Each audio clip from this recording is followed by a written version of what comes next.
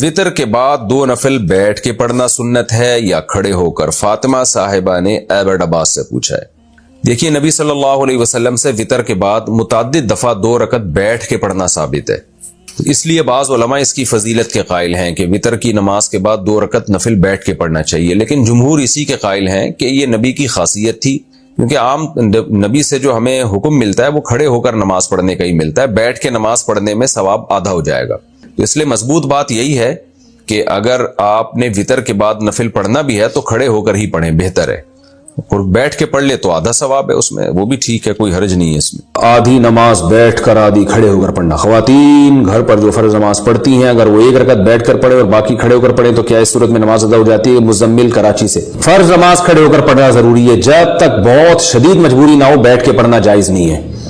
تو اگر کسی نے 2 رکعتیں کھڑے ہو کر یا 2 بیٹھ کے پڑھی ہیں تو بیٹھ کے اگر مجبوری میں پڑھی ہیں، بالکل نہیں کھڑا ہوا جا رہا تھا، پھر تو جائز ہے، چاہے 1 رکعت پڑھیں 2 رکعت پڑھیں، اور اگر بغیر مجبوری کے بیٹھ گئی تو 1 رکعت میں بھی بیٹھ گئی تو نماز نہیں ہوگی۔ کیا جوائنٹ فیملی سے علیحدہ ہونا قطع رحمی ہے؟ اگر میاں بیوی جوائنٹ فیملی میں رہتے ہوں پھر حالات کی وجہ سے الگ ہوں تو جیسا کہ حدیث میں وارد ہے کہ قطع تعلق کرنے والا جنت میں نہیں جائے گا، تو اس بارے میں کیا حکم ہے؟ نہیں، جوائنٹ فیملی سے میاں بیوی کا الگ ہونا یہ کوئی قطع رحمی میں نہیں آتا، وہ تو انسانی فطرت ہے۔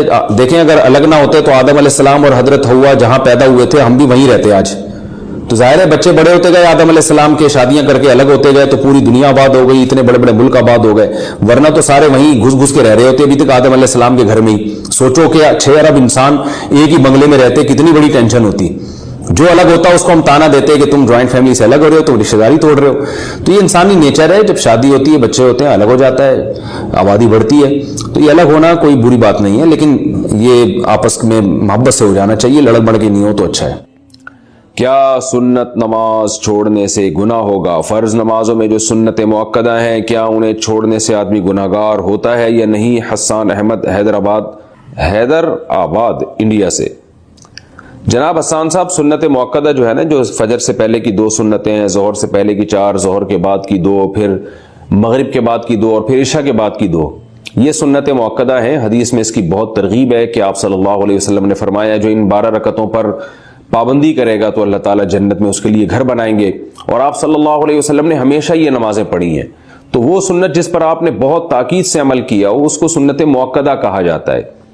اور اس سنت مؤکدہ کو حکم یہ ہے کہ وہ فرض واجب تو نہیں ہے، کبھی کبھار اگر کوئی چھوڑ دے، بلا عذر بھی کبھی کبھار چھوڑ دے تو کوئی حرج نہیں ہے، کسی عذر سے چھوڑ دے تو بھی کوئی حرج نہیں ہے، لیکن بلا عذر اگر آپ اس کو چھوڑیں گے اور عام طور پر چھوڑنے کا معمول اگر بنا لیں گے تو بہت سے علماء اس کے قائل ہیں کہ آپ پھر گناہگار ہوں گے، اور اس پر تو سب کا اجماع ہے کہ ایسا شخص قابل ملامت ہے اور قیامت کے دن آپ صلی اللہ علیہ وسلم کی شفاعت سے محروم ہو سکتا ہے، اس کا امکان موجود ہے۔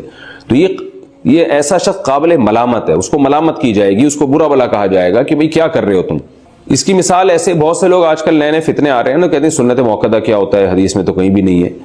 اس کی مثال ایسے جیسے فجر کی 2 رکعتوں میں دونوں رکعتوں کو لمبا کرنا چاہیے، یعنی سنت ہے کہ آپ فجر کی 2 رکعتوں کو امام کو چاہیے کہ وہ باقی نمازوں کی نسبت لمبی قرات کرے اس میں، جیسے کہ امی عائشہ رضی اللہ تعالیٰ عنہ فرماتی ہیں کہ فجر کی 2 رکعتوں کو 2 اس لیے رکھا گیا ہے کہ ان میں قرات زیادہ ہے۔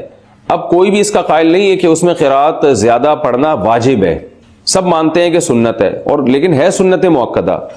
اب جو لوگ سنتوں کو نہیں مانتے ہیں نا، کہتے ہیں سنت مؤکدہ کوئی ضروری نہیں ہے، پڑھ لو مرضی نہیں پڑھو، آج کل ایسے فتنے پیدا ہو رہے ہیں، تو ان کو آپ یہ ایک الزامی جواب کے طور پہ یہ کہا کریں کہ اگر کوئی امام فجر کی نماز میں 1 رکعت میں انا اعطیناک الکوثر پڑھتا ہے، دوسری میں قل واللہ احد پڑھتا ہے اور رکوع کر کے سلام پھیر کے نماز ختم، روزانہ وہ یہی کر رہا ہے، تو کیا آپ اس امام کے اس عمل کو صحیح قرار دیں گے؟ آپ یہ کہیں گے کہ امام صاحب آپ بہت اچھا کر رہے ہیں، فجر کی نماز میں پہلی رکعت میں انا اعطیناک پڑھتے ہیں، دوسری میں قل اللہ پڑھ کے 2-3 منٹ کے اندر فجر کی نماز ختم، تو یقیناً کوئی بھی نہیں کرنے دے گا امام کو۔ کبھی کوئی سفر میں جانا ہے، کہیں جلدی ہے یا سفر میں ہے تو ٹھیک ہے، لیکن عام نارمل روٹین میں آپ امام کو ایسا نہیں کرنے دیں گے۔ کیوں؟ اگر آپ امام کو ملامت کر رہے ہیں کہ بھائی فجر کو پراپر طریقے سے پڑھاؤ، طوال مفصل پڑھو، اس میں جو طویل صورتیں ہیں جن کی وہ والی صورتیں آپ اس میں تلاوت کریں، یا تلاوت کی مقدار اس میں بڑھائیں۔ یہ کیا ہے کہ آپ انا اعطیناک الکوثر پڑھ کے اور دوسری میں قل اللہ پڑھ کے رکوع کر لیتے ہیں۔ اگر آپ امام کو ملامت کریں اور دلیل میں یہ کہے کہ سنت مؤکدہ کچھ نہیں ہوتا، تم کہیں سے دکھا دو کہ فجر میں لمبی قرات کرنا فرض واجب ہے، تو میں کروں گا, جب فرض واجب نہیں ہے تو میں نہیں کروں گا. تو آپ کہیں گے بھائی فرض واجب تو نہیں ہے, اس لیے کہ فرض واجب ہوتا تو نماز ہی نہ ہوتی, یا سجدہ سہو واجب ہو جاتا. تو نماز تو ہو رہی ہے آپ کی, لیکن جو پراپر طریقہ ہے نبی صلی اللہ علیہ وسلم کا نماز پڑھنے کا فجر کی, وہ یہ نہیں ہے. جو پراپر طریقہ آپ نے بتایا ہے اور صحابہ تابعین اس پر عمل کرتے آئے ہیں, وہ یہ کہ فجر میں لمبی قرات ہوگی. تو اسی طرح یاد رکھیں کہ فجر سے پہلے 2 سنتیں ہو گئیں, ظہر سے پہلے 4 سنتیں ہو گئیں, ظہر کے بعد 2 سنتیں ہو گئیں. یہ جو سنتیں مؤکدہ ہیں یہ بھی فرض واجب نہیں ہے, لیکن نبی ان کو اگر آپ مسلسل چھوڑنا شروع کر دیں تو یہ کہا جائے گا بھائی نبی صلی اللہ علیہ وسلم کا یہ پراپر طریقہ نہیں ہے. آپ فجر کی 2 فرض جب بھی پڑھتے تھے اس سے پہلے 2 سنتیں لازمی پڑھتے تھے. آپ ظہر کی 4 سنتیں جب بھی پڑھتے تھے اس سے پہلے ظہر کے 4 فرض جب بھی پڑھتے تھے اس سے پہلے 4 سنتیں لازمی پڑھتے تھے, اس کے بعد 2 سنتیں بھی پڑھتے تھے, پھر مغرب کے بعد 2 سنتیں پڑھا کرتے تھے, عشاء کے بعد 2 سنتیں پڑھا کرتے تھے. تو جو پراپر طریقہ ہے نماز پڑھنے کا, 5 نمازیں جو فرض کی ہیں وہ پراپر یہی ہے کہ ان سے پہلے اور ان کے بعد یہ جو سنتیں ان کا اہتمام کیا جائے. تو اس لیے ان سنتوں کا بہت زیادہ اہتمام کرنا چاہیے. اور آج کل جو ایک جدت پسندی معاشرے میں پھیلی ہوئی ہے کہ سنت مؤکدہ کا بالکل ہی لوگوں نے انکار کرنا شروع کر دیا ہے, بس فرض پڑھو اور باقی کوئی کچھ بھی نہیں ہے, تو یہ غلط ہے. ہاں کبھی جلدی ہو, سفر میں ہو, کبھی یعنی سفر میں بھی ٹریولنگ کے دوران, اس میں آپ سنتیں چھوڑ سکتے ہیں.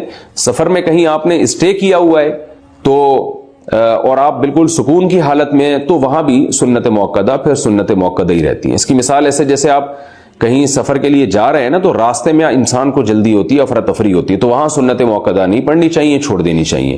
لیکن کہیں آپ پہنچ گئے, آپ نے کا اسٹے ہے وہاں, آرام سے آپ نے 1 ہفتہ گزارنا ہے, تو آپ سکون کی حالت میں, تو پھر سنت مؤکدہ وہاں پر سنت مؤکدہ ہی بن جاتی ہیں. کیونکہ سنت مؤکدہ کا تعلق اس سے ہے کہ حرج ہو رہا ہے کہ نہیں ہو رہا پڑھنے میں. تو جہاں حقیقت میں حرج ہوگا وہاں سنت مؤکدہ چھوڑی جا سکتی ہیں, جہاں نہیں ہے تو وہاں نہیں چھوڑی جا سکتی. تو کبھی کبھار کوئی چھوڑ دے تو کوئی حرج نہیں ہے, کسی عذر سے چھوڑ دے تو بھی کوئی حرج نہیں ہے, لیکن چھوڑنے کا معمول بنا لینا یہ آدمی بعض علماء کے نزدیک گناہگار ہے, ورنہ قابل ملامت تو سب کے نزدیک ہے. کیا صرف فرض نماز پڑھنا ٹھیک ہے؟ اگر کوئی شخص سنت مؤکدہ اور غیر مؤکدہ اور نوافل چھوڑ کر صرف فرض اور واجب ہی ادا کرتا ہے تو کیا اسے گناہ ہوگا اور آخرت میں حساب ہوگا یا نہیں؟ نیز کیا اس کی قضا کرنی ہوگی؟ دیکھیں, نوافل چھوڑ دیتا ہے یا سنت غیر مؤکدہ چھوڑ دیتا ہے تو کوئی گناہ نہیں ہے, لیکن اگر صرف سنت یعنی فرائض پہ اکتفا کرتا ہے اور سنت مؤکدہ کبھی بھی نہیں پڑھتا تو پھر یہ گناہگار ہے. کیونکہ سنت مؤکدہ کو ہمیشہ کے لیے ترک کر دینا, علماء کہتے ہیں اس میں گناہ کا خطرہ ہے اور یہ شخص قابل ملامت ہے. کیونکہ سنت مؤکدہ یہی ہے جس کی تاکید بہت زیادہ ہے. جیسے فجر کی 2 سنتیں آپ صلی اللہ علیہ وسلم ہمیشہ پڑھا کرتے تھے, حتیٰ کہ فجر کی سنتیں سفر میں بھی نہیں چھوڑی آپ صلی اللہ علیہ وسلم نے. تو باقی سنتوں کا بھی جو مؤکدہ ہیں ان کا اہتمام ضروری ہے.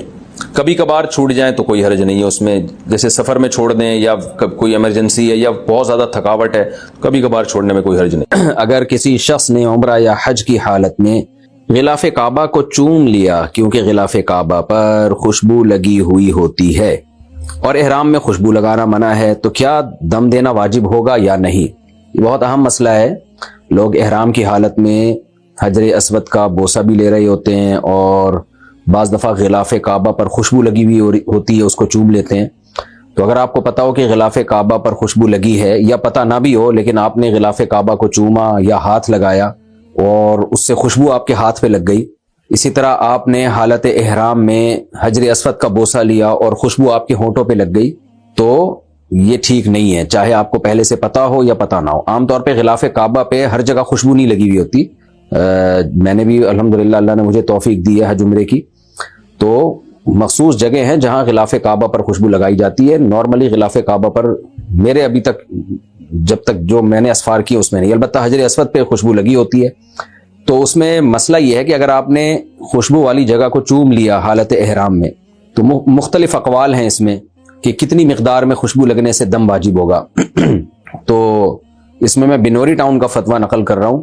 وہ فتویٰ یہ ہے کہ اگر بہت زیادہ مقدار میں خوشبو لگی ہے, یعنی آپ نے حجر اسود کا بوسہ لیا یا غلاف کعبہ کو چوما آپ نے, تو بہت زیادہ اگر تیز خوشبو ہے تو پھر آپ کے ہونٹوں کے 1/4 یعنی 1/4 حصے پر اگر خوشبو لگے گی تو دم دینا واجب ہو جائے گا, اور اس سے کم پہ اگر لگے گی تو دم واجب نہیں ہے. اور اگر اس سے یعنی بہت تیز خوشبو نہیں ہے تو پھر کیا ہوگا کہ फिर सदका वाजिब होगा आपके ऊपर, दम वाजिब नहीं होगा। अगला सवाल है जी, अच्छा सदके से क्या मुराद है? सदका फितर। सदका फितर का मतलब 2.25 किलो गंदम और बाज़ उलमा के नज़दीक 1.25 किलो गंदम की कीमत। तो खुलासा क्या निकला कि अगर 1/3 उज़ुव पर खुशबू लग जाए, तेज खुशबू, 1/4 उज़ुव पर तेज खुशबू लग जाए तो दम वाजिब होगा। अगर 1/3 उज़ुव से कम पे तेज खुशबू लगी है तो दम वाजिब नहीं। और अगर खुशबू हल्की है, आमतौर पर मेरा ख्याल है हल्की खुशबू ही होती है, ऐसी नहीं होती कि आपने हजरत अफसद को बोसा दिया तो आपके होंठ से बहुत तेज खुशबू आने लगे, तो फिर पूरे होंठों पे जब तक वो नहीं लगेगी उस वक्त तक दम वाजिब नहीं होगा, या पूरे हाथ पे जब तक नहीं लगेगी दम वाजिब नहीं होगा। तो ऐसी सूरत में सदका वाजिब है। सदका का मतलब 2.25 किलो गंदम या 4.5 किलो खजूर वगैरह के बकदर जो है आप रियाल सदका कर दें। वैसे भी जब हम हज या उम्रा करते हैं ना, तो वापसी पे यानी इहराम से निकलने के बाद चंद रियाल सदका कर देने चाहिए, ताकि इहराम के खिलाफ कोई काम अगर हमसे हो गया हो तो सदके से उसकी तलाफी हो जाए। और ये नियत कर लेनी चाहिए कि मुझसे कोई इहराम की पाबंदियों में कुछ मुखालफत हो गई हो तो ये यानी उसकी तलाफी होगी इससे। क्या बाल लंबे रखने से नमाज हो जाती है या नहीं? इसका मतलब मेरी तो फिर नमाज ही नहीं हो रही 20 साल से।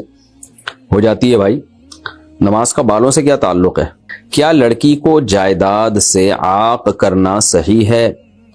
ना लड़के को जायदाद से आक करना सही है, ना लड़की को जायदाद से आक करना सही है, ये गुनाह है और आक होता भी नहीं है कोई इस तरीके से। अगर बाप ने कह दिया कि मेरी जायदाद से मैंने फलां को आक कर दिया, अखबार में इश्तिहार भी दे दिया, डॉक्यूमेंट्स भी बना दिए, तो भी शरन वो आक नहीं होता, विरासत में उसको हिस्सा मिलेगा। तो अगर आपकी औलाद में कोई बहुत ज्यादा नालायक नशई पैदा हो गया और बाप को सता रहा है, माँ को सता रहा है, तो फिर उसको आग करने का तरीका यह है कि आप जिंदगी ही में अपनी जायदाद तकसीम कर दें और वारिसों को हैंड ओवर कर दें। उसको जिंदगी में यानी दे दिला के फारिग करें सबको। बचे ही जब कुछ बचेगा ही नहीं मरने के बाद तो फिर उसको भी नहीं मिलेगा, लेकिन बहरहाल मरने के बाद जो है उसका हिस्सा होगा अगर जो विरासत आपने छोड़ी है। जाफर इकबाल हंगू से, मुझे मेरे दोस्त ने बकरी दी है कि इसको पालो, आधे पैसे इसके हैं और आधे मेरे हैं, क्या इस तरह करना सही है? यानी आधे पैसे बकरी खरीदने में उसके और आधे पैसे बकरी खरीदने में आपके, तो दोनों ने मिलकर बकरी खरीदी, तो आधी बकरी उसकी आधी बकरी आपकी। अब आप पाले, बहुत अच्छी बात है। आगे आपने बताया नहीं कि एग्रीमेंट क्या हुआ है, पालने के बाद क्या होगा। प्रॉफिट जब वो बकरी बिकेगी या बच्चा देगी तो बच्चा दोनों का होगा, दूध में तकसीम करेंगे, दूध बिकेगा। तो जब सवाल ही मुजमल है तो मैं जवाब कैसे दूं? आमतौर पर इसमें यह होता है कि दो लोग जानवर मिलके लेते हैं, फिर एक पालता है, मेहनत करता है। बल्कि आमतौर पर गांव देहातों में ऐसा होता है, जानवर एक का होता है और पालता उसे दूसरा है। तो जो दूसरा आदमी पालता है वो क्या करता है कि भाई फिर इस जानवर से जो भी फायदा होगा आधा आधा होगा, बच्चा हुआ बिकेगा आधा आधा, दूध हुआ उसका प्रॉफिट आधा आधा। ये तरीका ठीक नहीं है, क्योंकि वो जानवर में आपके साथ पार्टनर तो है ही नहीं, वो पार्टनर नहीं है आपके साथ, आधा जानवर उसका नहीं है, पूरा जानवर आपका है। तो लिहाजा पूरा प्रॉफिट भी जानवर का आपका ही होगा। उसको पालने की मुतय्यन उजरत मिलेगी और चारे का खर्चा भी शरन आपके जिम्मे होगा अगर वो खरीद के खिलाता है। तो शरीयत में जो इन्वेस्टर होता है ना, सारे एक्सपेंसेस उस इन्वेस्टर के जिम्मे होते हैं, और क्योंकि वो मालिक होता है, और जो जिम्मेदारियां हैं, लायबिलिटीज हैं, वो भी इन्वेस्टर के जिम्मे होती हैं। यानी उसके चारे का खर्चा, उसकी बीमारियों का खर्चा, वो मर गया तो सारा नुकसान भी इन्वेस्टर का है। तो जो काम करने वाला है ना, उसको उस काम की उजरत मिलती है। लिहाजा गाय बकरी जब किसी को दें तो आपकी बकरी है, आपकी गाय है, तो आप उसको यूं बोलें कि भाई तुम्हें हर महीने इसकी इतनी उजरत मिलेगी, तुम मेरे लिए इसको पालोगे और जो इस पे खर्चा आएगा वो हर महीने मुझे बताते रहा करो, वो मैं तुम्हें दे दूंगा। अब इसमें इन्वेस्टर को बाज दफा बहुत ज्यादा नुकसान हो सकता है कि भाई इतना खर्चा हो जाए और फिर पता नहीं प्रॉफिट हो या ना हो। तो उसका तरीका यह है कि इन्वेस्टर ये कर सकता है कि भाई तुम इसको पालो, हर महीने तुम्हारी इतनी उजरत है या 1 साल की तुम्हारी इतनी उजरत है, तो ये उजरत मैं तुम्हें उस वक्त दूंगा जब ये जानवर बिकेगा। यानी वैसे आपस में ये तय कर लें, उजरत तो ये तय कर लें कि 1 साल के बाद मिलेगी, उसमें तो जहालत जायज नहीं है। या हर महीने मैं तुम्हें स्पेसिफिक इतना अमाउंट भेजूंगा, और उस अमाउंट को एडजस्ट कर लें इस बात से कि आपको क्या उम्मीद है कि भाई 1 साल में ये जानवर कितना प्रॉफिट दे देगा या 2 साल में कितना प्रॉफिट दे देगा। तो उस प्रॉफिट का मिसाल के तौर पर मैं मिसाल से बात समझाता हूं। आपने क्या किया कि जी एक बछड़ा खरीद के किसी किसान को दे दिया कि यार ये मेरा बछड़ा है, ये तैयार कर तू, 2 साल में ये बकरीद के लिए तैयार हो जाएगा, अच्छे दामों बिकेगा। तो अब लोग करते क्या है कि अच्छे दामों बिकेगा, लिहाजा जब ये बिकेगा ना تو आधा प्रॉफिट तेरा आधा मेरा, बस तू पाल इसको, अब जो खर्चा करना है तूने कर, मैंने बछड़ा खरीद के तुझे दे दिया, ये नाजायज है, इसमें उजरत हलाल नहीं है। जायज तरीका ये है, आपने किसान को बछड़ा पकड़ा दिया और कहा कि भाई तू इसको पाल, जो तू जंगल वंगल से इसको खिलाएगा वो तो फ्री फोकट का है, वैसे जो तू इसको खिलाएगा खरीद के तो वो सारा खर्चा मेरे जिम्मे। तो जब ये जानवर पल के बड़ा हो जाएगा, 2 साल के बाद जब ये बिकेगा बकरीद में, तो मैं तुझे इतने पैसे दूंगा इसके, ये नहीं कि जितने का बिकेगा उसमें से आधा तेरा आधा मेरा, ये नाजायज है, क्योंकि तो मुजारबत है, और मुजारबत चीजों में नहीं होती, मुजारबत पैसों में होती है। आपने पैसे दिए और पैसे दे के कहा कि जो प्रॉफिट होगा उसमें आधा तेरा आधा मेरा, तो यहां क्योंकि पैसे नहीं दिए, बछड़ा दिया है, तो बछड़े में मुजारबत नहीं होती। तो लिहाजा आप जब बछड़ा किसी को पालने के लिए दें तो आप किसान को ये कहें कि जब ये बछड़ा बिकेगा, 2 साल के बाद इसको हमने बकरीद में बेचना है, तो तुम्हें मैं इतने अमाउंट दूंगा इसका, ये जो जितने का बिकेगा ना तो वो तो सारे मेरे हैं, और एक अंदाजा लगा लें 2 साल के बाद ये कितने का बिकेगा। तो 2 साल के बाद जितने का बिकेगा, भाई ये जो है तुझे 2 साल पालने की मैं इतनी उजरत दे दूंगा, लाख रुपए 1.5 लाख, वो अमाउंट मुतय्यन करना पड़ेगा, क्योंकि उजरत में जहालत जायज नहीं है, वो अमाउंट आप उसका मुतय्यन कर दें। इजाफी मजीद देना चाहते हैं तो यूं कह सकते हैं कि 2 साल के बाद जो है ये तुझे 1 या 1.5 लाख रुपए में पलाई के दूंगा, सारे एक्सपेंसेस मेरे जिम्मे, मर गया तो भी मेरा नुकसान। हाँ, फिर एक अलग एग्रीमेंट कर लें 2 साल के बाद कि अब तू मार्केट में इसको ले जाके बेच, ये अमाउंट तो तुझे मिलेगा जो तूने पालने की उजरत है। अब जब तू इसको बेचेगा ना, तो जितने का बेचेगा उसमें इतने फीसद तेरे, इतने फीसद मेरे, वो बेचने की अलग से उजरत होगी, उसमें परसेंटेज जायज है।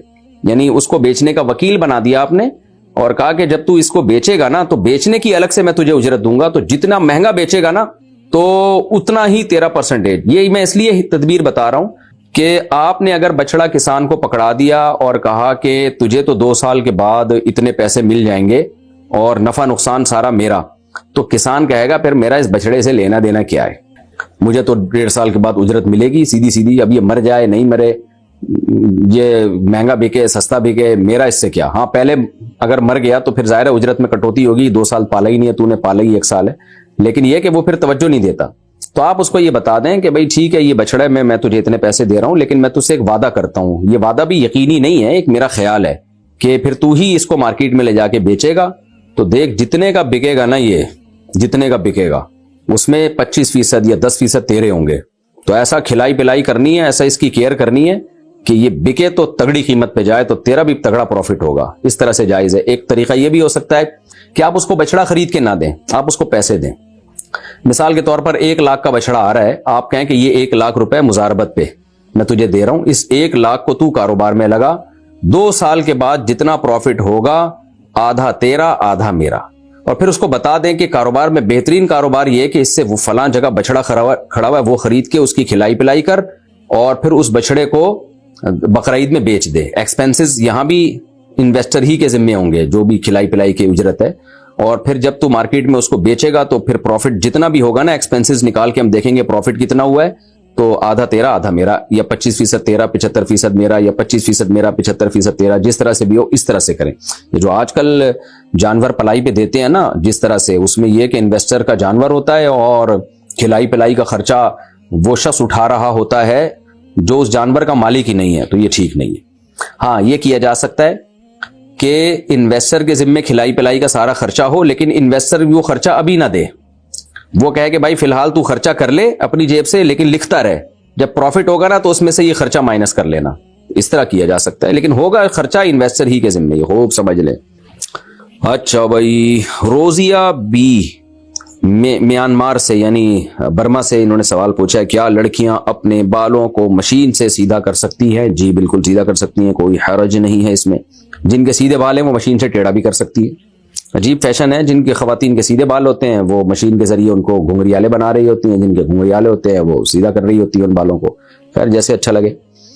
मुंबई इंडिया से, मैं अपनी खाला की बेटी को पसंद करता हूं और वो भी मुझे पसंद करती है, क्या हम दोनों व्हाट्सएप पर बात कर सकते हैं? शरीयत में इसका क्या हुक्म है? अगर पसंद ना करते होते ना तो कोई जरूरत की बात की गुंजाइश होती, चूंकि पसंद करते हैं इसलिए बिल्कुल गुंजाइश नहीं बातचीत करने की। आप निकाह कर लें उससे, निकाह हो जाए फिर आप बातचीत करें। निकाह नहीं है तो आपके लिए नामहरम है और फितने का शदीद खतरा है इसमें, आपकी डिजायर्स उसके लिए, उसकी ख्वाहिशात आपके लिए, तो यही तो गैर महरम से जायज नहीं है ऐसा रिश्ता, तो आपके लिए जायज नहीं है व्हाट्सएप पे उससे बातचीत करना। یہ پیکج آپ کے لیے تو ہے ہی نہیں. ویسے تو کسی کے لیے بھی نہیں ہے اپنی خالہ زاد بہن سے بے تکلف ہونا, کیونکہ وہ سگی بہن نہیں ہوتی, لیکن بہرحال ضرورت کے وقت بات کرنی پڑ جاتی ہے بعض دفعہ. لیکن آپ کا تو کیونکہ ایک دوسرے کی طرف میلان ہے, آپ کے لیے تو ضرورت کے وقت بھی بات صحیح نہیں ہے, بلکہ کسی کے ذریعے سے کوئی بہت ضروری بات بھی ہو تو کسی ذریعے سے پیغام دلوائیں آپ کہ آپ کے خراب ہونے کا بہت خطرہ ہے, بہت خطرہ. اویس صاحب کشمیر سے کہتے ہیں کیا شادی سے پہلے لڑکا اور لڑکی کے نام کا جوڑ دیکھنا ضروری ہے؟ نام کا کوئی جوڑ ووڑ نہیں ہوتا. بعض دفعہ چنگیز خان کی بیٹی کی شادی ہو رہی ہوتی ہے بزدل خان کے بیٹے سے, اور شوہر کا نام چنگیز خان ہوتا ہے, بیوی کا نام اچھا وہ ہوتا چنگیز خان ہے, اور پرسنالٹی اس کی ایسی ہوتی ہے کہ گیروں والی پرسنالٹی ہو سکتی ہے اس کی. تو نام سے کو زیادہ وہ لفٹ نہ کرایا کریں, اور یہ جو ناموں کے جوڑ نکال کے دیکھ رہے ہوتے ہیں یہ شادی اس کی میچنگ کی ہے, یہ سب بیکار باتیں ہیں, توہم پرستی ہے جس سے نبی صلی اللہ علیہ وسلم نے روکا ہے. مجھے یاد ہے پرانے دور میں ایک دفعہ میں کہیں کسی کے پاس بیٹھا ہوا تھا, وہ جعلی پیر تھا, مجھے نہیں پتا تھا. تو ایک شخص آیا کہ جی میری بیٹی سسرال میں بہت پریشان ہے, تو بہت ظلم کر رہا ہے میرا داماد. تو اس جعلی پیر نے کہا کہ تمہیں میں نے بتایا تھا کہ دونوں کے پتھر ملتے نہیں ہیں, اس کا پتھر الگ ہے اس کا پتھر الگ ہے, پتہ نہیں کیا نکالا ہوا تھا. تو میں نے تو پہلے ہی کہہ دیا تھا یہ جوڑ کی شادی نہیں ہے. تو یہ پھینکو ہوتے ہیں, بہت سے گھروں میں لڑائیاں ہوتی ہیں, بہت سے گھروں میں نہیں ہوتی, اس کا پتھر سے کوئی تعلق نہیں ہے. تو وہ آدمی ایسا عقیدت میں پاگل ہوا جا رہا تھا نا اس پیر کے کہ یار پیر صاحب نے تو بتایا تھا کہ پتھر دونوں کے میچ نہیں کرتے. تو پیر صاحب پھینکو تھا ایک نمبر کا, اور اپنی بیوی کمبخت کی لڑکے گئی ہوئی تھی. تو ایسے لوگوں کی نا اکثر یہی ہوتا ہے, اپنی بیویاں لڑکے گئی ہوئی ہوتی ہیں. تو یہ جہالت کی چیزیں ہیں جس کو اسلام نے ختم کیا ہے. تبھی تو ہمیں بتایا گیا کہ جو کاہن کے پاس آئے, نجومی کے پاس آئے, جو اس طرح کی باتیں کرتے ہیں ستاروں اتاروں کی, تو اس نے اللہ اور اس کے رسول صلی اللہ علیہ وسلم کا انکار کیا, قرآن کا انکار کیا. حدیث کا مفہوم پیش کر رہا ہوں اپنے الفاظ میں, کیونکہ قرآن کہتا ہے غیب کا علم اللہ کے سوا کسی کو نہیں ہے. تو پتھروں سے کچھ نہیں پتا چلتا, نہ ناموں سے پتا چلتا ہے کہ یہ جوڑ ہے یا بے جوڑ ہے, عادتوں سے پتا چلتا ہے, خاندان سے پتا چلتا ہے. لہذا عادت کو, خاندان کو, فیملی کو, ان چیزوں کو فوکس کرنا چاہیے کہ خاندانی لوگ ہیں یا نہیں ہیں. خاندانی کی غیر خاندانی میں شادی ہو جائے تو بھی عذاب ہے, غیر خاندانی کی غیر خاندانی میں ہو جائے پھر چل جاتا ہے. دونوں ایک ہی جیسے ہوتے ہیں, دونوں ایک نمبر کے بدتمیز ہوتے ہیں تو گاڑی چل جاتی ہے. مسئلہ یہ بھی ہوتا ہے ایک اچھے خاندان کا اور ایک جو ہے وہ عجیب سے لوگ ہوں, تو پھر مسائل کھڑے ہوتے ہیں, وہ ایڈجسٹمنٹ ہی نہیں ہوتی. اچھا میرے بھائی, مرچی کا پودا لگانا کیسا ہے, اور شریعت میں کیکٹس کا پودا لگانے میں کوئی برائی تو نہیں؟ کیکٹس میں نے نیٹ پہ دیکھا تو کانٹوں دار ایک پودا ہے, تو کوئی برائی نہیں بھائی. ہاں کسی کو کانٹے چبونے کی نیت سے لگائیں تو ایک الگ بات ہے, پودا کوئی بھی لگایا جا سکتا ہے. باقی مرچی کا پودا لگانا اگر غلط ہے تو میرا تو کھانے کا ٹیسٹ ہی ختم کر دیا آپ نے. کھانے میں تو ہری مرچیں بہت کھاتا ہوں بھائی, جب دعوت میں جاتا ہوں لوگ میرے سامنے ہری مرچیں لا کے رکھ دیتے ہیں, اور سالن میں پکی ہوئی ہری مرچیں الگ سے میں تلاش کر رہا ہوں, ان میں زیادہ ٹیسٹ ہوتا ہے. تو اگر پودا لگانا ہی ناجائز ہو گیا تو ہماری آپ نے زندگی کی خوشیاں چھین لی میرے بھائی. تو جائز ہے, کوئی حرج نہیں. میرا خیال ہے آپ کا مقصد یہ ہے کہ شاید کھیتوں میں تو صحیح ہو, گھر کے اندر مرچی کا پودا لگائیں گے تو ایسا نہ ہو سب کو مرچیں لگ جائیں. پودا لگانے سے مرچیں نہیں لگتی, مرچ کھانے سے مرچیں لگتی ہیں. تو اگر کوئی میری طرح کچی مرچیں کھانا شروع کر دے اور اس کو عادت نہ ہو, میری طرح عادت نہ ہو, تو پھر اس کو مرچیں لگیں گی اور پھر وہ ٹینشن دے گا. تو مرچ کا پودا لگائیں, آرگینک چیزیں کھائیں, لیکن جس کو مرچوں کی عادت نہیں ہے اس کو اچانک ہری مرچ کچی نہ کھلا دیں آپ, تو اس سے پھر اس کو مرچیں لگیں گی اور پھر وہ دوسروں کو بھی مرچیں لگائے گا. اچھا میرے بھائی, نائٹس کمپنی میں جاب کرنا حلال ہے یا حرام؟ نائٹس یہ کیا ہے بھائی؟ نائٹ شفٹ شاید مراد ہوگا, یعنی نائٹ ڈیوٹی جو کرتے ہیں. جائز ہے, کام حلال ہے تو جائز ہے. جاوید صاحب دہلی سے, انڈیا سے, میں جیسے ہی استنجا کرتا ہوں تو فوراً پیشاب کا قطرہ آ جاتا ہے, پھر دوبارہ استنجا کرنے کے بعد بھی ہلکا پھلکا قطرہ آ جاتا ہے, تو میں اس صورت میں کیا کروں, کیا نماز ادا ہو جائے گی؟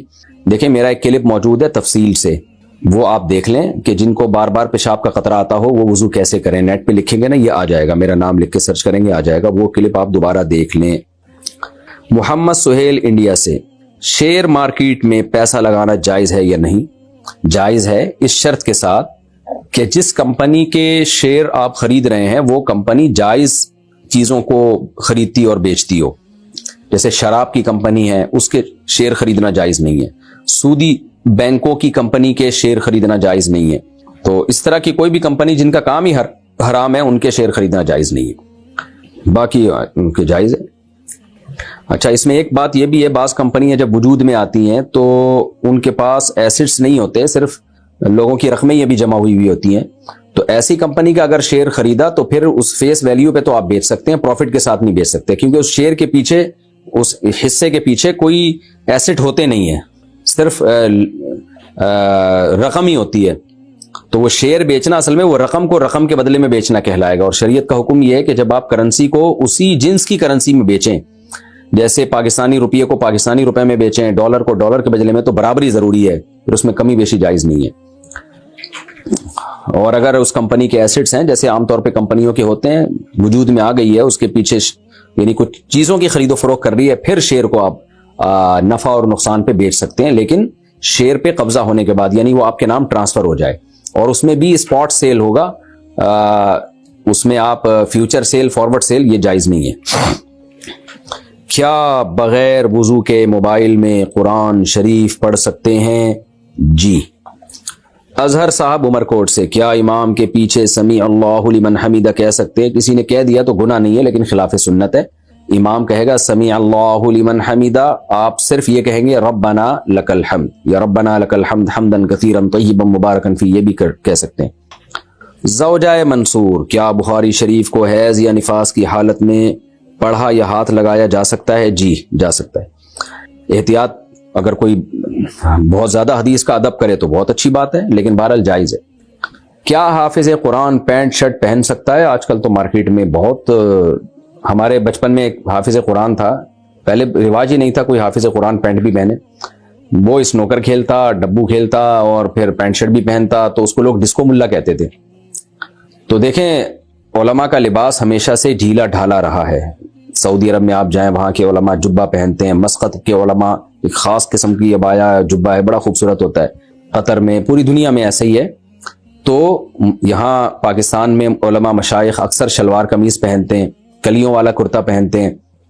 تو لباس اپنے کلچر والا ہی پہننا چاہیے, اور وہ لباس جو علماء صلحاء میں رائج ہو. باقی پینٹ شرٹ پہننا بھی جائز ہے, ناجائز نہیں ہے, لیکن افضل یہی ہے کہ آپ ڈھیلا ڈھالا لباس پہنے جو علماء صلحاء کا عام طور پر لباس دنیا میں رائج ہے. مفتی صاحب, میں کاروبار کرنا چاہتا ہوں, لیکن میرے والد مجھے جاب کروانا چاہتے ہیں, کیونکہ اللہ پاک نے کاروبار میں برکت رکھی ہے, تو کیا میں والد کی اجازت کے بغیر کاروبار شروع کر سکتا ہوں؟ کر سکتے ہیں, جائز ہے. لٹیا نہ ڈبو دینا, کیونکہ کاروبار ہر ایک کا کام ہے نہیں, بہت محنت چاہیے, بہت حوصلہ چاہیے. لوگ کاروبار شروع کرتے ہیں, سب سے پہلی حماقت یہ کرتے ہیں, دوسرے کو پیسہ پکڑا دیتے ہیں, لے بھائی میں تیرے ساتھ انویسٹ کر رہا ہوں, تو گئے بس اسی دن سے جو ہے نا, آپ ایصال ثواب کر لو بس کاروبار کے لیے, اب کہ گیا ہی ہے. تو اپنے پیسوں سے کرنا ہے کام, خود کرنا ہے, اور وہ کام کریں جس کا پہلے کہیں تجربہ ہو. اپنے آپ کو تجربے کی بھیٹ نہ چڑھائیں, کیونکہ تجربہ آ جائے گا, پیسہ ختم ہو جائے گا آپ کے پاس کچھ وقت کے بعد. آپ کہیں گے بھائی تجربہ ہے, میرے پاس پیسے نہیں ہیں, کیونکہ پیسے سارے تجربے کی بھیٹ چڑھ گئے ہوں گے. تو میرا کام لوگوں کو کاروباری مشورے دینا نہیں ہے, لیکن کچھ تجربے تو شیئر کر سکتا ہوں نا. لیکن جب بھی کوئی کاروبار کرنا ہو نا, تو پہلے ایسی جگہ اس سیٹھ کے ساتھ ملازمت کریں جو وہ کاروبار کر رہا ہو, وہاں جاب کر کے وہ کاروبار سیکھیں, دیکھیں کیسے چیزوں کو بیچا جاتا ہے, کہاں سے مال اٹھایا جاتا ہے. آپ نے فرنیچر کا کاروبار کرنا ہے, تو کسی فرنیچر کمپنی میں یا کسی بڑی دکان جہاں فرنیچر کا بزنس ہو رہا ہو, کچھ دن وہاں جاب کریں. آپ سمجھیں, الیکٹریشین آپ نے بننا ہے تو آپ پہلے کسی الیکٹریشین کے ساتھ جاب کریں. کوئی بھی کام جب ہوتا ہے نا, تو پہلے کہیں جاب کر کے اس کو سیکھا جاتا ہے, اس کے نشیب و فراز سے انسان واقف ہوتا ہے, پھر جا کے وہ کاروبار کرتا ہے. ہمارے یہاں لوگوں کو موٹیویشنل اسپیکر کاروبار کی اتنی ترغیب دیتے ہیں, آتا واتا کچھ ہے نہیں, اور بڑے بڑے کاروباری لوگ اس فیلڈ میں پہلے سے پڑے ہوئے ہوتے ہیں, تو آپ کا بیڑا غرق ہو جاتا ہے. پھر روتے ہیں, خودکشیوں کی طرف آتے ہیں, پھر بھیک مانگتے ہیں, میرا اتنا پیسہ ڈوب گیا. ابھی بیچارہ پرسوں ایک بندہ آیا, میرا کاروبار میں اتنے لاکھ ڈوب گئے, لوگوں سے قرضہ چڑھ گیا. میں نے کہا بھائی آپ نے کیا کیوں؟ قرضہ لے کے تو کرنا ہی نہیں ہے, دوسروں کے پیسوں پہ تجربے, یہ کون سی انسانیت ہے بھائی؟ تو ہر آدمی فنڈر بننے کی کوشش کر رہا ہے. کاروبار میں یقیناً برکت ہے, شریعت کاروبار کو, بزنس کو زیادہ ترجیح دیتی ہے. صحابہ بزنس کیا کرتے تھے عام طور پر, اور نبی صلی اللہ علیہ وسلم کی سنت بھی ہے کاروبار کرنا. آپ نے بھی بزنس کیا ہے, کاروبار کیا ہے. حضرت خدیجہ آپ کی پہلی زوجہ, وہ کاروبار کرتی تھی. تو برکت اللہ نے بے شک رکھی ہے, لیکن ہر شخص کو سب کچھ نہیں ملتا. تو اللہ نے کچھ لوگوں میں صلاحیت نہیں رکھی, کچھ کو تجربہ نہیں دیا. تو اس لیے والد صاحب کی بات کو بھی سیریسلی آپ, میں نے تو شرعی مسئلہ بتا دیا کہ کر سکتے ہیں آپ کاروبار, لیکن والد صاحب کا تجربہ زیادہ ہوتا ہے, ان کو ڈر بھی زیادہ ہوتا ہے کہ بیڑا ہی نہ غرق کر دے. تو اس لیے والد صاحب کا بہرحال مقام اور ایک مرتبہ ہے، تو ان کی بات کو سیریسلی آپ اس پہ غور کر لیں ایک دفعہ، ورنہ ابا ہی سے چماٹے کھاؤ گے کل جا کے پھر۔ احمد صاحب انڈیا سے، اگر بتی پر دم کر کے پڑھنا کیسا ہے؟ ہاں کیوں اس کی تکلف کی ضرورت کیا ہے؟ جب شریعت میں جو دم ثابت ہے، جو نبی سے صحیح حدیث سے ثابت ہے، اس کو کیوں چھوڑ رہے ہیں؟ نبی صلی اللہ علیہ وسلم رات کو سونے سے پہلے تینوں قل پڑھ کے ہاتھ پہ پھونک مار کے اپنی باڈی پہ دم کیا کرتے تھے، بس اتنا کافی ہے۔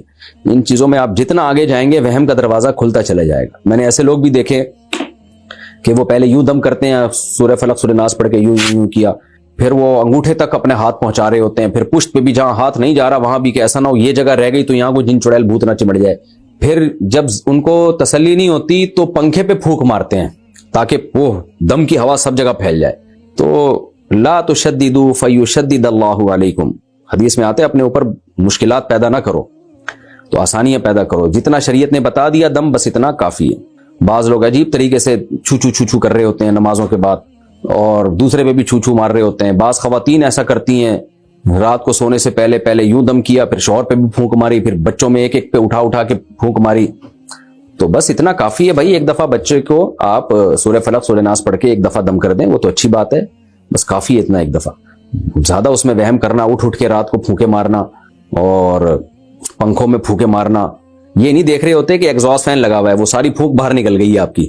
اب یہ وہمی لوگ میری یہ بات سن کے اور ٹینشن میں آ جائیں گے کہ یار ہماری تو ساری پھونکیں ضائع ہو گئی، مفتی صاحب نے تو ہماری پھونک ہی نکال دی۔ جتنا وہم کرو گے اتنا پاگل ہو جاؤ گے۔ یہ عجیب و غریب سوال ہے بھائی، کیا شوہر کے سامنے ڈانس کر سکتے ہیں؟ دیکھو میاں بیوی کا آپس میں کوئی پردہ نہیں ہے، ایک دوسرے سے جس طرح سے چاہیں لطف اندوز ہو سکتے ہیں۔ شریعت نے کچھ پابندیاں لگائی ہیں میاں بیوی پہ، وہ بہت دفعہ میں بتا چکا ہوں، وہ شریعت سے ثابت ہیں اور وہ اجماعی مسائل ہیں، ان کو دوبارہ تذکرہ کرنے کی ضرورت نہیں ہے۔ تو جب میاں بیوی ایک دوسرے سے ہر طرح سے لطف اندوز ہو سکتے ہیں تو میاں بیوی کا معاملہ ہے، جو چاہیں کریں بھائی۔ بعض علماء اسے ناجائز کہتے ہیں بیوی کا شوہر کے سامنے ڈانس کرنا، لیکن اس کے ناجائز ہونے کی کوئی دلیل نہیں ہے۔ تو بعض بڑے متدین علماء سے میں نے یہ مسئلہ سنا ہے، وہ کہتے ہیں کہ اس کے ناجائز ہونے کی کوئی دلیل نہیں ہے۔ تو بعض دفعہ ٹھیک ہے، جو علماء ہیں مشائخ ہیں ان کا ایک مقام ہوتا ہے، مرتبہ ہوتا ہے، ان کو اپنی بیوی پہ بھی یہ چیز پسند نہیں ہے کہ وہ ہمارے سامنے ڈانس کرے، لیکن یہ کہ ظاہر ہے شریعت پر آپ اپنے مزاج کو نہیں داخل کر سکتے۔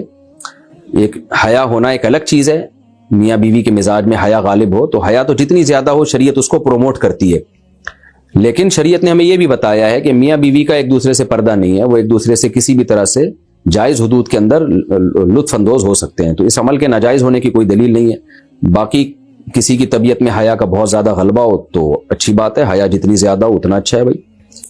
حسان امیتھی، قضا نماز میں کتنی رکعتیں پڑھنی چاہیے؟ 5 قضا نمازیں پڑھنے کا صحیح طریقہ بتا دے بھائی۔ قضا نماز میں اتنی ہی پڑھنی چاہیے جتنی ادا نماز میں، البتہ سنت موقدہ چھوڑ دیں، صرف فرض پڑھیں اور وتر بھی پڑھیں کیونکہ وہ واجب ہے، حدیث سے اس کا لازم ہونا ثابت ہے۔ ان اللہ زادکم صلاۃ الا وہی الوتر، صحیح حدیث ہے، اللہ نے ایک اور نماز کا اضافہ کر دیا، وہ وتر ہے۔ من لم یوتر فلیس منا، جو وتر نہیں پڑھتا وہ ہم میں سے نہیں ہے۔ تو اس لیے دو رکعت فجر کی، ہاں جو نمازیں سفر میں قضا ہوئی ہیں اگر ان کو آپ اپنے مقام پہ پڑھیں گے تو وہ 2 رکعتیں ہی رہیں گی، وہ 4 نہیں ہو جائیں گی، اور جو نمازیں آپ کی مقام پہ قضا ہوئی ہیں وہ اگر سفر میں قضا پڑھیں گے تو 4 رکعتیں ہی پڑھیں گے آپ اس میں۔ ناہید خان انڈیا سے، باقی قضاء عمری کا طریقہ جو ہے نا، اس پہ میرا کلپ موجود ہے، یوٹیوب پہ سرچ کریں قضاء عمری کا طریقہ مفتی طارق مسعود، تو پورا طریقہ آ جائے گا اس میں۔ ناہید خان انڈیا سے، میرے شوہر سے میری بہت لڑائی ہوتی ہے، وہ بھی مجھے برا بھلا بولتے ہیں اور میں بھی بہت کچھ بول دیتی ہوں، کیا میری بد کلامی کی معافی ہو جائے گی؟ یہ تو شوہر سے پوچھیں، وہ بتائے گا آپ کو۔ معافی مانگ لیا کریں، شوہر کے سامنے زبان نہ چلائے کریں، شوہر کو بھی چاہیے اپنے اخلاق اچھے رکھے، لیکن ماتحت پہ ذمہ داری زیادہ ہوتی ہے۔ شوہر ہونے کے ساتھ ساتھ گھر کا سربراہ بھی ہے، تو اگر کبھی اونچ نیچ ہو جائے تو اپنی آواز کو پست کر لیں، تھوڑا برداشت کر لیں، اس سے شوہر کے دل میں محبت ہی پیدا ہوگی۔ تو میں نہیں کہہ رہا کہ شوہر اونچی آواز سے چیخ کے بات کرتا ہے کوئی اچھا کام کرتا ہے، لیکن گھر کو چلانے میں، گھر کے اندر چونکہ اس کی حیثیت سربراہ کی ہے، تو اس لیے آپ دیکھیں نا، جب دفتروں میں باس جب ڈانٹتا ہے نا تو امپلائیز آگے سے جواب نہیں دیتے، ان کو پتا ہے یہ نکال دے گا جاب سے ہمیں۔ تو شوہر گھر میں، میں نہیں کہہ رہا کہ وہ اس باس کی طرح جو کمپنی میں باس ہوتا ہے، لیکن بہرحال ایک درجہ اللہ نے اس کا بلند تو کیا ہے نا, تو اللہ کی خاطر اس کی اونچ نیچ کو برداشت کر لینا چاہیے. اور میں نے دیکھا ہے جو خواتین شوہر کے غصے کو برداشت کر لیں, تھوڑی دیر کی ٹینشن ہوتی ہے لیکن اس سے بہت سارے فائدے حاصل ہوتے ہیں, گھر ٹوٹنے سے بچتے ہیں, بہت سارے بینیفٹس, بہت سارے فائدے شوہر سے ان کو مل جاتے ہیں. تو شوہر کو شریعت نے یہی حکم دیا ہے کہ تم میں سب سے اچھا وہ ہے جو جس کے اخلاق اپنی زوجہ کے ساتھ اچھے ہیں. لیکن عورت کو شریعت نے یہ حکم دیا ہے کہ اگر شوہر کی طرف سے اونچ نیچ ہو جائے تو عورت کو چاہیے وہ حتی الامکان برداشت کرے. ہاں, ہر برداشت کی ایک لمٹ ہوتی ہے, لیکن بہرحال جتنا برداشت کر سکتی ہیں برداشت کریں, اس سے گھر جنت بنے گا. دونوں ہی لڑنا شروع کر دیں تو پھر تو گھر ٹوٹتے ہیں ایسی صورت میں. قاسم محمد فیصل آباد سے, دیکھو اس کی مثال ایسے ہے کہ آگ میں آپ پیٹرول ڈال دیں تو وہ تو بھڑک جائے گی نا, آگ میں ہمیشہ پانی ڈالا جاتا ہے. شوہر غضبناک ہے, جیسے توے پہ بیٹھا ہوا ہے, ایسا ہی ہوتا ہے عام طور پہ, 2 فٹ اچھل رہا ہے, تو بیوی بھی اسی طرح اچھلنا شروع کر دے, اس کا مطلب تو ہے وہ پہلے آگ لگی ہوئی تھی, آپ نے اس میں پیٹرول ڈال دیا, تو اس کا رزلٹ کیا نکلے گا؟ تباہ ہو جائے گا گھر. ہم نے اپنے بڑوں میں دیکھا, ایک کو غصہ آتا تھا, دوسرا تھوڑا برداشت کر لیتا تھا. بہت دیکھا ہے ہم نے یہ. شوہر کو پتا ہے بیوی بہت تپی ہوئی آج, تو تھوڑا سا میں برداشت کر لوں.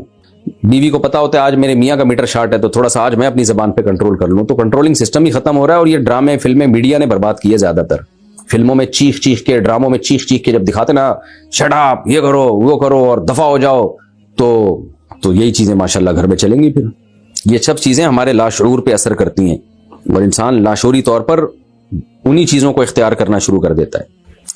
بہرحال عورت کے لیے شوہر کا بہت بڑا حق ہے. نبی نے فرمایا جس عورت کا شوہر راضی نہیں ہے وہ عورت جنت میں نہیں جا سکتی. اور یہ اس شوہر کے بارے میں جو بیسک حقوق پورے کر رہا ہو, بیسک حقوق, اونچ نیچ تھوڑی بہت ہر گھر میں ہوتی ہے. قاسم محمد فیصل آباد سے, میں عالم بن کر فارغ ہوا ہوں. میرا یوٹیوب پر چینل بنانا اور اس پر بیانات اور نعتوں کی ویڈیوز اپلوڈ کرنا کیسا ہے؟ جائز ہے, لیکن جو نئے نئے عالم بن کے فارغ ہوتے ہیں ان کو میں ایک بڑوں کی نصیحت نقل کر رہا ہوں, میں تو چھوٹا آدمی. وہ یہ کہ یہ جو چینل وینل ہے نا اور میڈیا پہ آنا, اس کے جہاں بہت فائدے ہیں وہاں بہت سائیڈ ایفیکٹ بھی ہیں. جب آپ کی تربیت نہیں ہوتی اور آپ چینل پہ آ کے مشہور ہو جاتے ہیں تو آپ کے بگڑنے کا خطرہ بہت زیادہ ہوتا ہے. مجھے یاد ہے جب میں سادسہ میں تھا تو مجھے ایک مسجد کی امامت مل گئی, اور بڑی زبردست مسجد تھی. تو انہوں نے مجھے بلایا, لیکن ہمارے شیخ و مرشد نے, پیر و مرشد نے مجھے منع کر دیا. انہوں نے کہا ابھی تم بچے ہو اور ابھی سے مسجد کی امامت سنبھالو گے تو لوگ عقیدت میں ہاتھ پاؤں چومیں گے اور لوگ ارد گرد حلقہ لگا کے بیٹھیں گے, تو تمہارے بگڑنے کا اندیشہ ابھی زیادہ ہے, ابھی یہ کام مت کرو, صرف بیانات کر سکتے ہو, فی الحال اتنی بڑی ذمہ داری نہ لو. تو بعض دفعہ یہ خطرہ ہوتا ہے, یہ حقیقت ہے. تو خواتین میں جب بیان شروع کرنے کا ارادہ ہوا تو حضرت نے باقاعدہ مجھے پرمیشن دی تھی کہ آپ خواتین میں بیان کر سکتے ہو. اگر پرمیشن نہ دیتے تو میں نہیں کرتا. اب شیطان تو کہتا ہے کہ نہیں پوری دنیا گمراہ ہو رہی ہے, اصلاح کرو. بھائی مسئلہ یہ ہے کہ آپ کے بھی تو بگڑنے کا اندیشہ ہے. خواتین میں جب آپ بیان کرتے ہیں تو خواتین مسائل بھی پوچھتی ہیں, پھر رابطے ہوتے ہیں, پھر بگڑنے کا اندیشہ ہوتا ہے آدمی. تو اس لیے بڑوں کی کسٹڈی میں آئیں, پہلے کسی شیخ سے اصلاحی تعلق قائم کریں, اپنی اصلاح کرائیں, اس کے بعد چینل پہ آئیں آپ. تو چونکہ مشہور ہوں گے تو لوگ ہاتھ پاؤں چومیں گے, اشارے کریں گے, وہ جا رہا ہے, وہ صاحب وہ جو ٹی وی میں آتے تھے وہ جا رہے ہیں, تو اس سے بہت زیادہ خطرہ ہوتا ہے بگڑنے کا. پھر علم میں کمال نہیں ہوتا تو یوٹیوب پہ آ کے علمی غلطیاں بہت کرنا شروع کر دیتے ہیں. وہ ایک صاحب ہیں, انہوں نے آ کے اتنا غلط مسئلہ بیان کیا کہ بیوی کو اگر طلاق ہو جائے تو آپ ساس سے نکاح کر سکتے ہیں. بھائی صاحب ساس تو ہمیشہ کے لیے حرام ہوتی ہے. تو ایسے اجماعی مسائل کی مخالفت بعض دفعہ شروع کر دیتے ہیں.